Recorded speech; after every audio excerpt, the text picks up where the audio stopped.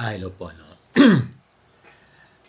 Napakaraming guro ang araw-araw nagtatanong tungkol dito sa sa loan term extension.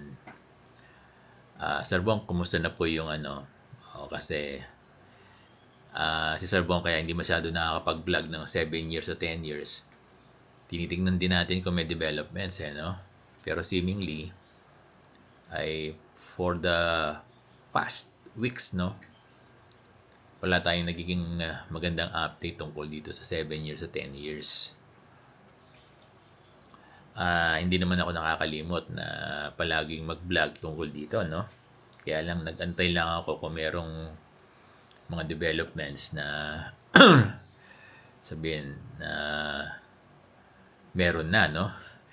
Kaya lang by this time ay wala pa talaga eh. Wala pa yung inaantay natin na policy na ilalabas ng Bangko Sentral tungkol dito sa 7 years o 10 years loan extension. May mga guro na nalulungkot, no? Sad sila. Merong mga guro na nawawalan na ng pag-asa. Pero marami pa rin ng mga guro na keep on hoping. So, tinatanong nyo, Sir Bong, no? On my part, di ba sinabi ko na wag lang tong week na to kasi itong week na to ay pupunta ako ng Supreme Court. Kasi one at a time lang, Ngayon, the following week, pupunta uli ako sa BSP, magdadala ako ng sulat para i-follow up. I-follow up. Kasi yung last letter nila, ang sabi nila sa akin, yung kanilang last letter ay di ba yung last letter nila sa akin ay tag dito, i-review nila. I-review. Di ba? Kaya lang, di ba, ang comment nyo, Sir Bong, puro review, wala namang nangyayari, no? Ganun eh. Nagkaroon ng consultation, di ba? Yun ang sabi nila, nagkaroon sila ng consultation. Marami nga sa inyo nag-email. Wala din naman tayo makita doon sa kanilang website no? Kapag nagkakaroon sila ng ng mga press release, nagkakaroon sila ng live broadcast sa BSP, hindi naman nababanggit, no? Talagang maganda kasi pag sumulat tayo, sinasagot nila. Yun na lang ang gagawing aksyon ng Sir Bong. Susulat uli ako para magkaroon sila ng reply kung ano na yung status at malalaman natin. 'Di ba yung unang sulat nila, yung unang sulat ko, ni-reply nila ako na nire-review nila yung loan tenor. Ngayon, mahabang panahon na yan, di ba? Napakahabang panahon na yan. Parang nasa 2 months, 3 months na ba mula nung nagpunta ako doon. Ngayon, tatanungin na natin kung ano na, di ba? Kung meron na bang 7 to 10 years o long-term loan policy na ginawa ang Bangko Sentral ng Pilipinas. So, ganun yung gagawin ni Sir Bong. Dear teachers, kasi Tuesday, pupunta ako ng Supreme Court. Ngayon, next week, siguro Monday o Tuesday, next week not this week, ay pupunta ako ng Bangko Sentral ulit. Bangko Sentral ulit. Alam naman na aware ang Bangko Sentral na si Sir Bong ay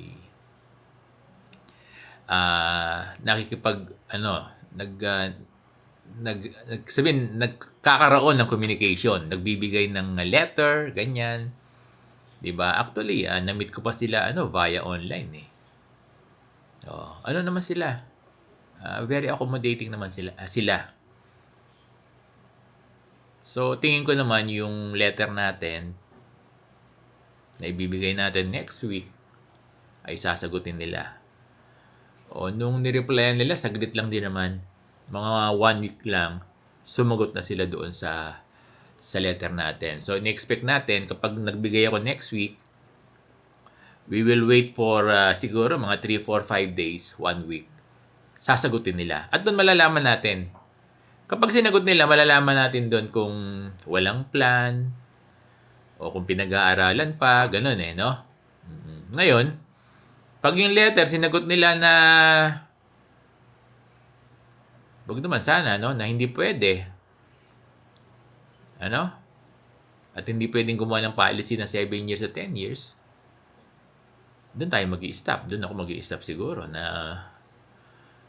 wag nang i-tackle, ano? Sa ating vlog. Pero, dahil wala namang sinasabi ang Bangko Sentral na hindi po pwede. Di ba?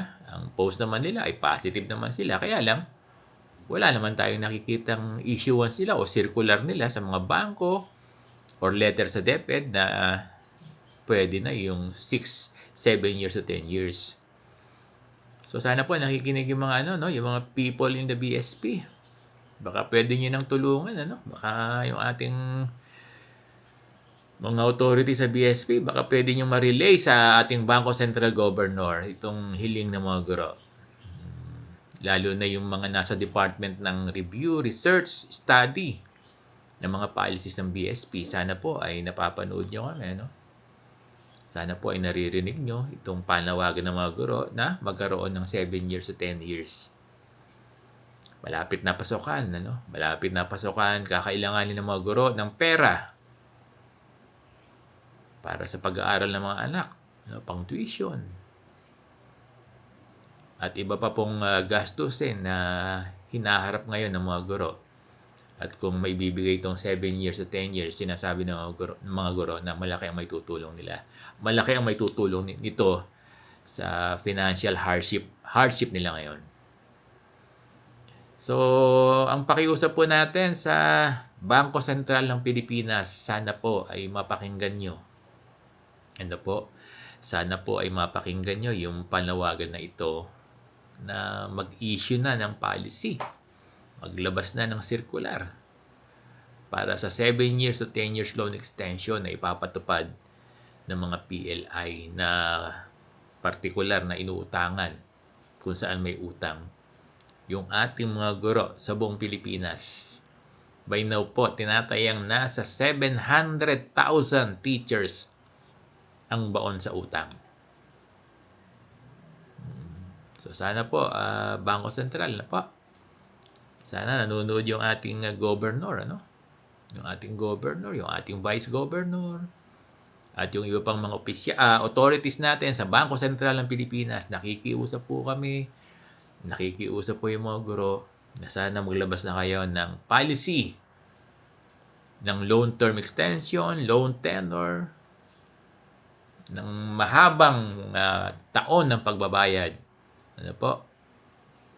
At specifically, particular, yung 7 years to 10 years loan extension, loan package na pwedeng i-implement ng mga bangko. Maraming salamat po.